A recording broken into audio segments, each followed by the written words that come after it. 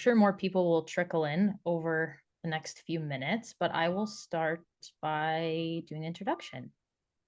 So welcome everyone to Rainforest Alberta, to Lunch Without Lunch. If you haven't been to Lunch Without Lunch before, please drop an emoji on the screen, introduce yourself in the chat. Even if you have been here before, please introduce yourself in the chat. We want to get to know each other. That's the whole point of Lunch Without Lunch, is to make those connections and build ideas and collaborate.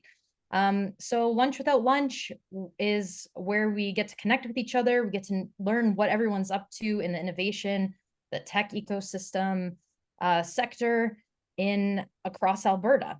So you can follow along with us at Rainforest AB and Rainforest YEG. I'm Amber Rowden. I'm the community storyteller here in Calgary. We have Bridget Legault, who's the community manager here in Calgary. And then we also have a steering committee up in Edmonton, and they do sometimes join us at Lunch Without Lunch. So if any of them are here, please wave, please introduce yourself.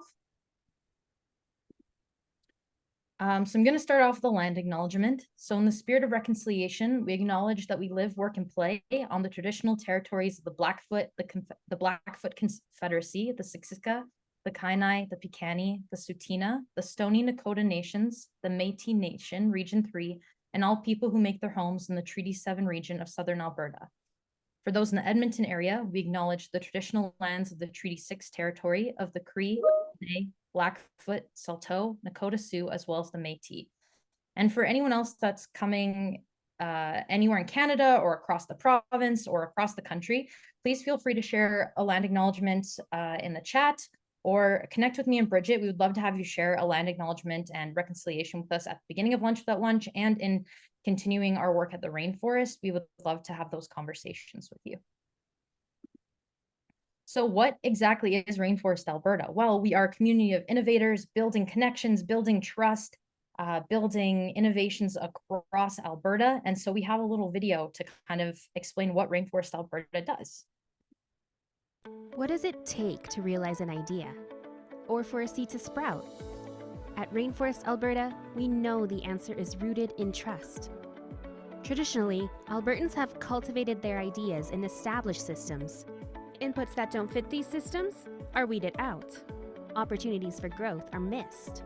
But now, Albertans want a dynamic landscape that can evolve organically, like a rainforest. At Rainforest Alberta, we believe a culture of trust is the fertile soil where ideas grow. Our budding innovation ecosystem is a network of relationships pulling each other up as they push forward in their own field. Trust breaks down barriers. An open, inclusive network increases collaborative innovation. Successful breakthroughs inspire new ideas. A cycle begins. Rainforest Alberta is a movement to amplify trust by cultivating honesty, inclusion, and accountability. How? Our social contract holds us accountable to demonstrate trust across the province. We meet to have honest conversations around collaboration.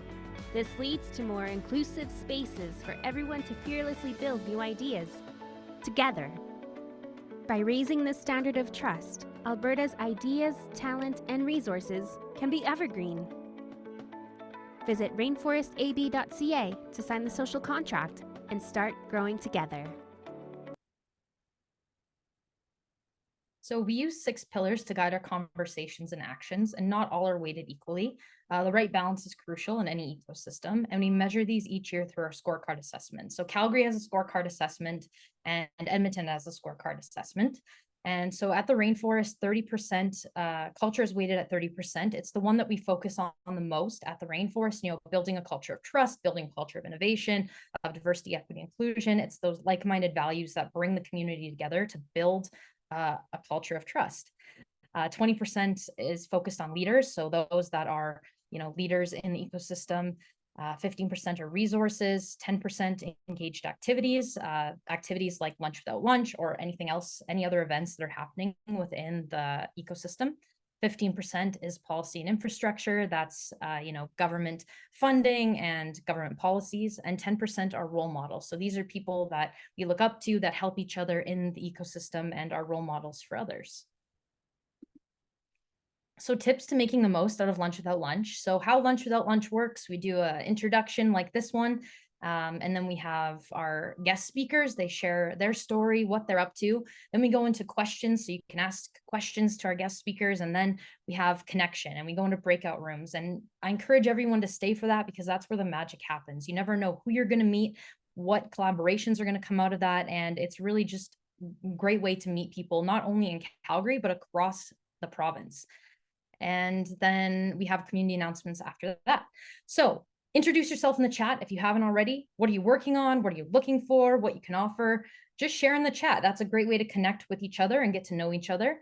Connect with individuals through direct messaging. Put your camera on. It's always great to see everyone's faces. I feel like I've been away for a few weeks, so it'd be great to see everyone's face and connect. I feel like I'm dying for connection. Ask questions that lead with curiosity rather than offering advice. You can ask questions and connect on our digital community, which I'll touch on in a couple slides. You can check out #lunchnotes for capture of today's chat. That is on our Slack channel. If you aren't on our Slack channel, please reach out to me and I can get you set up on there. And recordings are always posted on YouTube. So if you want to rewatch this one or you want to rewatch another one, they're always on YouTube for you to look back and enjoy. So the social contract was mentioned in the video. There are 10 values that we live, work, and play by.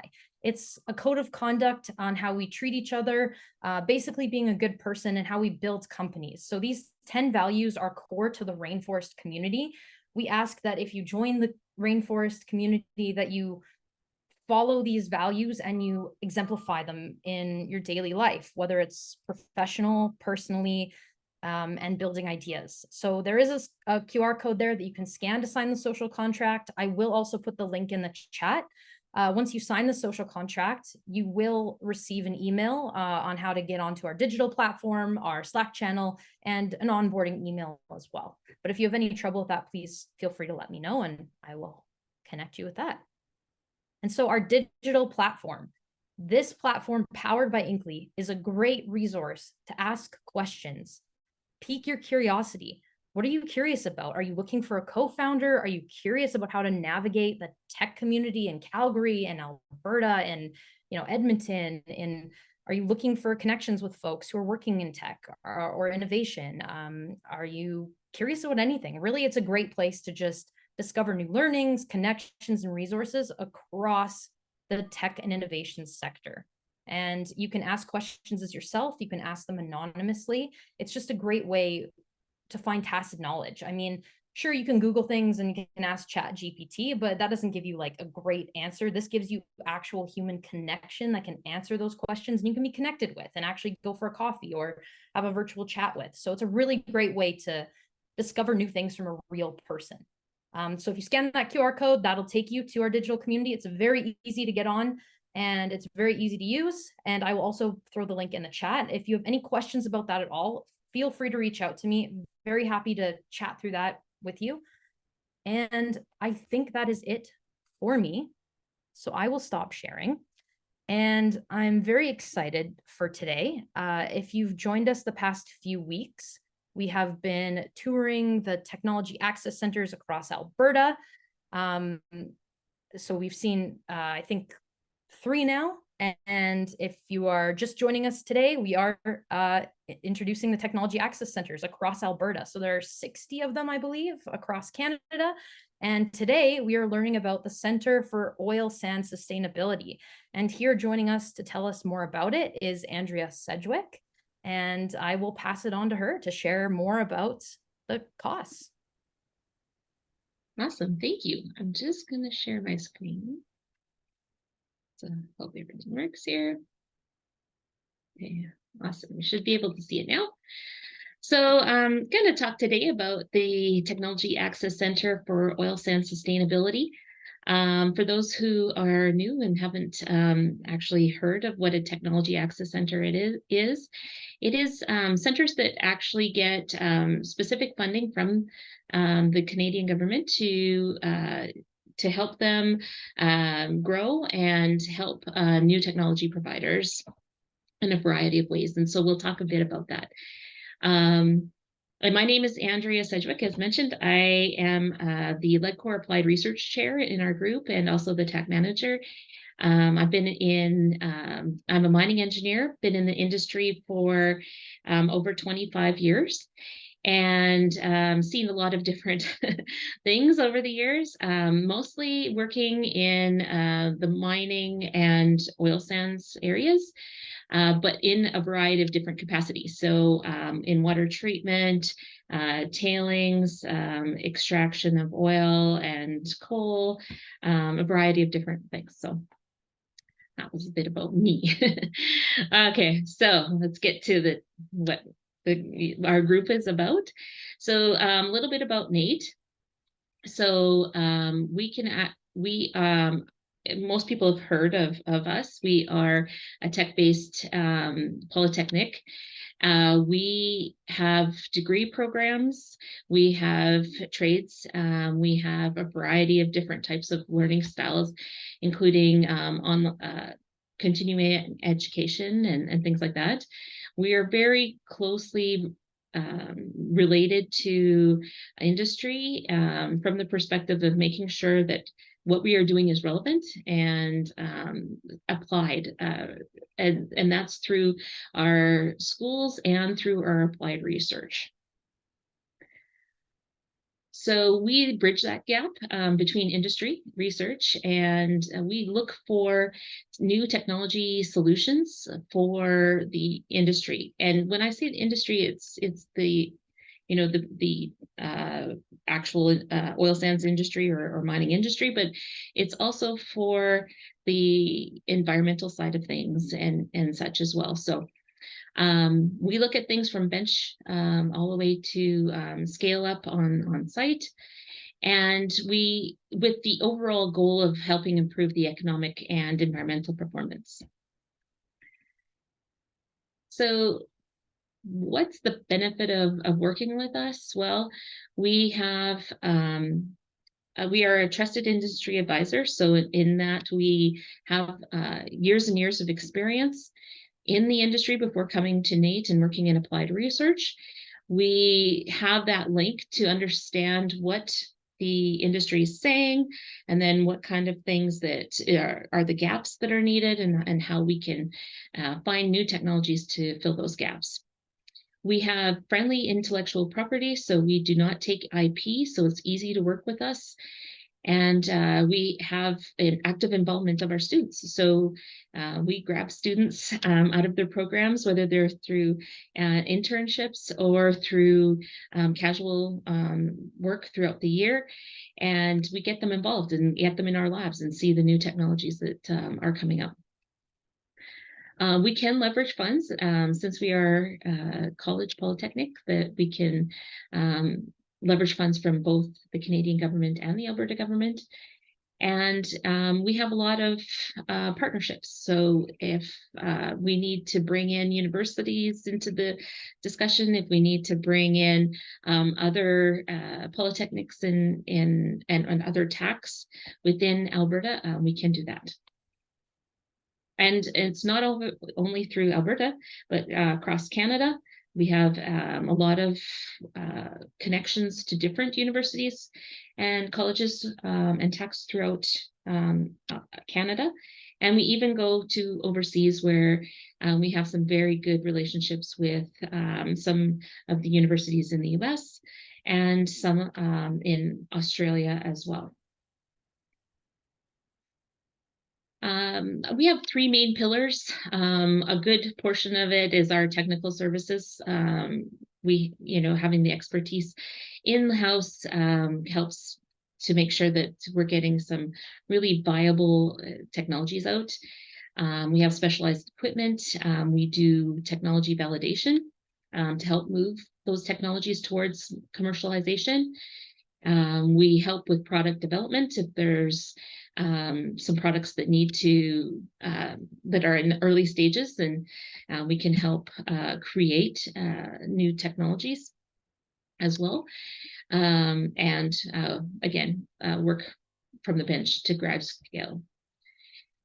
Our business development services provide some resources, funding opportunities, and such to help those new technology providers move and get through some of the hurdles that typically can happen. We also have, we call it knowledge to practice services, but that's taking our knowledge that we're learning and bringing that out to the public. And that we do that through courses, workshops, webinars, conference presentations, etc. Our areas of expertise are really, one of the people at work say we do solid liquid separation, and we do it very well. And so that's taking the solids, liquids, oils, and really separating them out from wherever streams that we need to. And we can do that in a variety of different ways. Another part of the things we do is characterization. So characterization of like aqueous materials, like water, characterization of mineral solids through specialized XRD, characterization of oils, and really validating some of the ASTM standards that are out there that are quite old. And we do technology validation for mine tailings. So we do have a high expertise in the tailings area, so we can help on that front as well. So we play a key role in the intersection of industry and technology innovation, and we do that through a lot of technology validation. We do work with a variety of different budgets and project needs. So we work from anything from like, a few $100s to up to $1 million if it's a multi-year project. And we do that, get into those larger projects through connecting to the different funding streams. We can help new technology providers move through the ecosystem, understanding where they need to go next and what size of pilot they should be going to and such. So, and we're partnering with to deliver specific programs as well. So we work with all types of clients. That's the great thing about working with a TAC, a Technology Access Center, is that we do have kind of a mandate to work with the small and medium enterprises. Quite often a lot of, at least we've found, a lot of places in the innovation ecosystem, they don't necessarily want to work with the smaller companies, but that's something that we do, and we want to help move those companies forward as much as we can. We work with multinationals though too, on the very large scale. We work with post-secondary institutions. If they, I'm working with the university right now on moving one of their technologies forward. So, we span a lot of different types of collaborations. So I'm just going to end with a couple of examples. This one is a project that we did finished about a year ago. And it was a multi-year project working with Suncor Energy and Saskatchewan Research Council, and then another one of our sister centers and our center. So it was quite a big project. The thing that we were looking at is methylene blue index testing. It helps measure our active clays, surface active clays in oil sands, and it can help in a variety of different ways. So from the tailings point of view, we can have better chemical dosing, more efficient process control, and an overall effective tailings management if we can understand what our clays are really early. So we had a wonderful project where we had two automated clay analyzers that were developed into the prototype stage. One is at an at-line and one is online. So the online prototype was developed at the Saskatchewan Research Council, and the at-line, so something that we can put near the process was developed at NAIT. And so on the far right-hand side, you can see what the unit looks like. What we did was take something that was purely, and it currently is, a purely lab technique that a person has to do, and we automated it. So this little machine now can do everything that the lab technician typically does to determine the methylene blue index. It took quite a lot of testing. We did a whole laboratory analysis of the test itself, really understanding all of the bits and pieces before we could make it into a automated unit. And it was quite successful. So we do have both the at-line and online prototypes finished. They were validated in the lab and they went to field trial, and they both worked well in the field trial. So that was a successful project for us. Another one I was going to mention, just because we have a wide variety of people on our call, and I don't have any slides for it, but I just people tend to look at us and say, okay, well, you're working on oil sands, but we actually work on a variety of different things. And so one of the fun projects that we've been working on lately is methylene blue index testing as well, and XRD, XRF characterization of vineyard soil samples. So interestingly, we were approached to, to take some soil samples, determine what their characterization are. So what kind of soils are we looking at? And the ultimate goal is to understand why certain grapes grow better in certain areas, and even why the same type of grape tastes differently when you have different soils. And so working with a geologist who is working around the world, through California, she works in Italy, France, and she's really working with the vineyards to understand what types of soils they're working with and why they do what they do. So that's one of our more fun projects that we're working on. So if you're interested in working with us, you can search one of these QR codes. You can visit our website, or you can just contact us at COSS@NAIT.ca.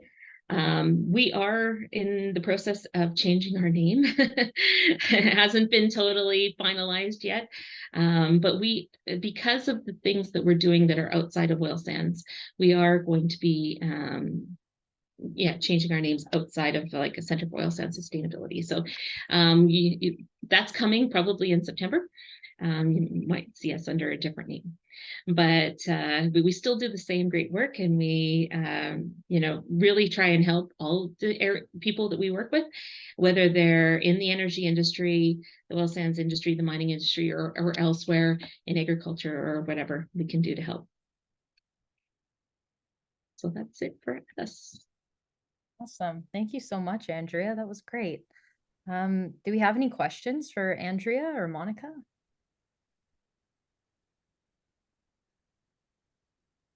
Peter, yeah, feel free to unmute and ask questions. Thank you very much, Andrea. This is a great presentation. I'm chairman of Rainforest Energy Corp, not to be confused with Rainforest Alberta. So I'm in the clean fuels business, just by reference. You're changing your name, and I think that's probably a lot to do with the world's vision of kind of what the oil sands is all about, a misunderstanding of how it works. And we even had Richard Branson here a while back, standing up on the stage in Calgary, calling the oil sands tar sands, and following that rhetoric. So my question is, there's a lot of people that are worried about the planet, and how the oil sands and maybe that industry isn't actually helping the planet. How do you help them understand that space a bit more? Yeah, so it's definitely a tricky conversation. We are focused a lot on environmental sustainability, and that's actually going to be part of our. I hope if everything still keeps going through as it is, that'll be part of our new name. And so we work a lot with making sure that the water we're looking at characterizing and cleaning water, water reuse, and tailings management in the way of being able to eventually get to a sustainable ecosystem after the tailings are finished and things like that. So that's and we help with the oil side and trying to help them out there too. But that environmental side is really important to our center. Way we kind of we try to help people through our courses and through our webinars, through our talks, understand where the myths are versus where the truths are, and we're very upfront. We know the industry very well, so we know where the truths are. They're not perfect, and there's lots of things that they need to do to get to that reclamation and environmental sustainability. But also there's a lot of miscommunication out there as well. So we try and help, tell the truth, make sure that people have the right facts in front of them and can talk properly about oil sands. Thank you very much. And I would just like to add to what Andrew was saying. And sorry for those who haven't met me, I'm the Business Development Associate for the Center for Oil Sands Sustainability, COSS for short. And we also have a book club that we host just to have that opportunity to, and this is Dr. Heather Kaminsky, she's not joining us today, but she leads this book club and she teases apart those reports, like the information comes up, but what does that mean? So she goes in depth into explaining in a very understandable way. What does the government mean? What the new rules mean? Because that's the thing. There's a lot of jargon in, like, let's say the oil sands, this is the way they speak, but how can a normal person understand as well? I will drop a link if you guys are interested in joining the book club at some point. I'll drop it in the chat box. It's a great opportunity to also ask questions. That's awesome. Thank you, Monica. I love that you have a book club. That's really cool. Definitely looking forward to checking that out. Yeah, we found it, all these different things are coming out yearly. Most people don't have time to read reports. We're all busy and such. And so Heather takes the report, reviews it all, and goes through and summarizes it all within an hour. And it's just a really great way for people to have a good synopsis of what's in there without having to go through and read it, and then ask questions about what's in there and what does it mean? Because a lot of times we don't all, I don't even always get all the little nuances that are in the report. So it's great. Awesome. Thank you. Do you have any other questions? A quiet group today. I'm holding myself back to see if there's other questions.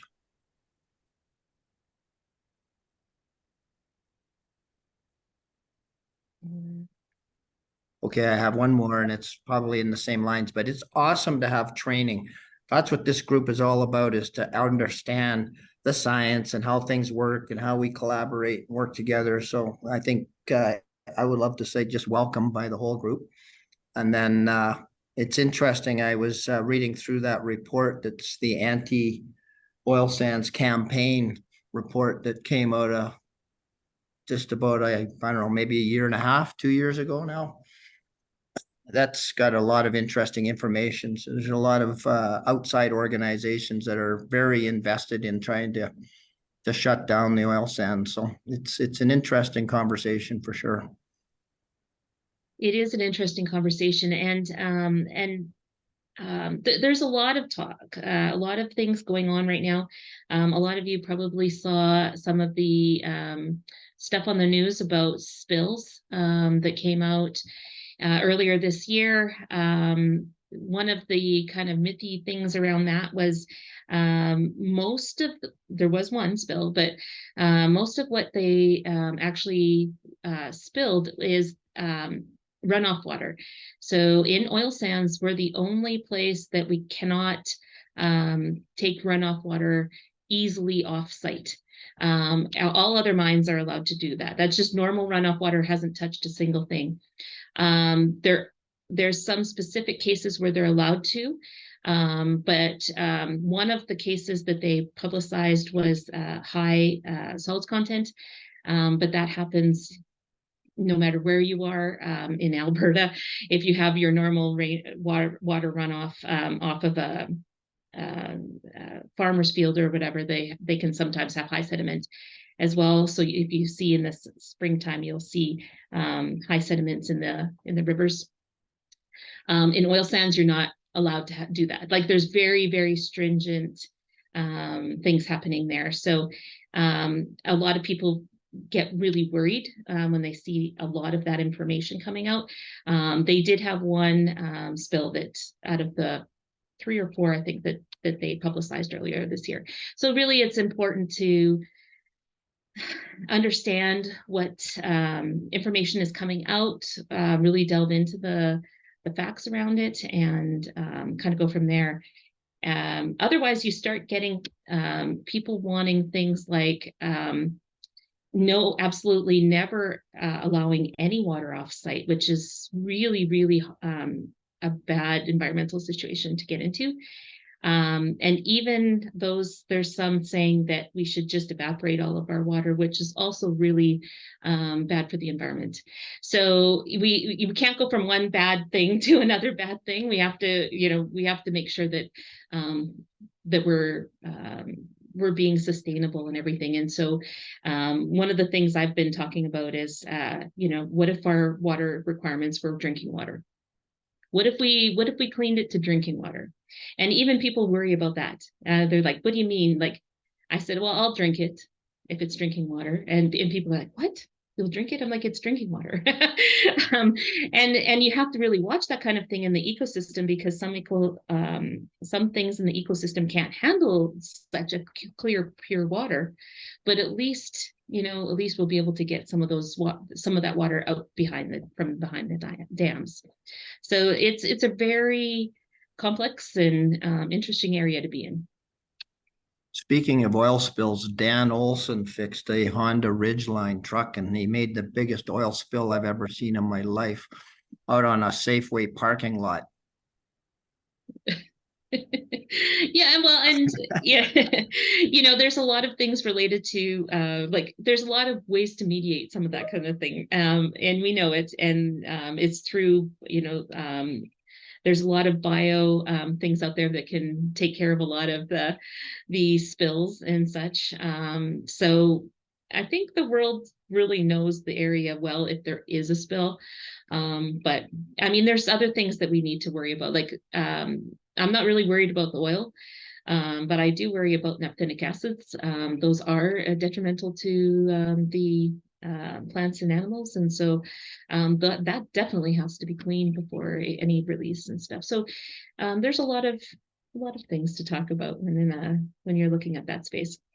But I'm hoping we're going to have some guidelines someday. That's what we've been waiting for the last few years.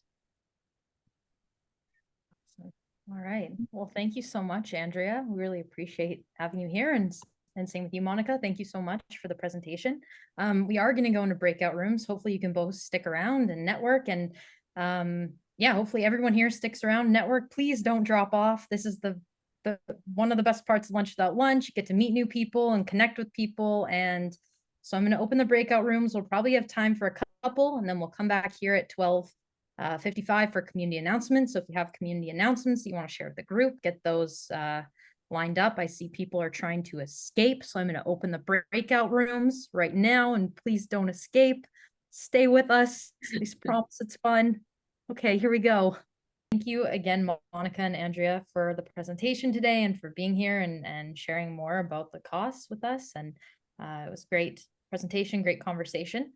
So now it's community announcements. So if you have any community announcements, please unmute and share them with us. I did throw some in the chat. I don't know if you can see them or not. Hopefully you can.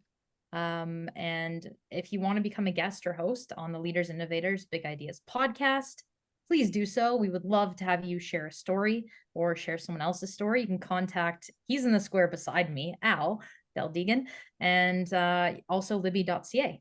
All right, Gary. Okay, I belong to an organization. It's 40 years old now. It's Canada's second oldest woodworking society, COSS, Southern Alberta Woodworking Society. And on September 1st to September 10th, Center 70, Center Court, we're having a juried exhibition that there's 65 different pieces there, some of which I haven't got a clue how they made it. So that's innovation for sure. And it was open to anybody in Canada. We got some from Saskatchewan and some from BC as well. Quite a few from Edmonton, by the way. So please come. You will be amazed and enjoy the visit. Awesome. Thank you. Is there a link to that, Gary? saws.ca.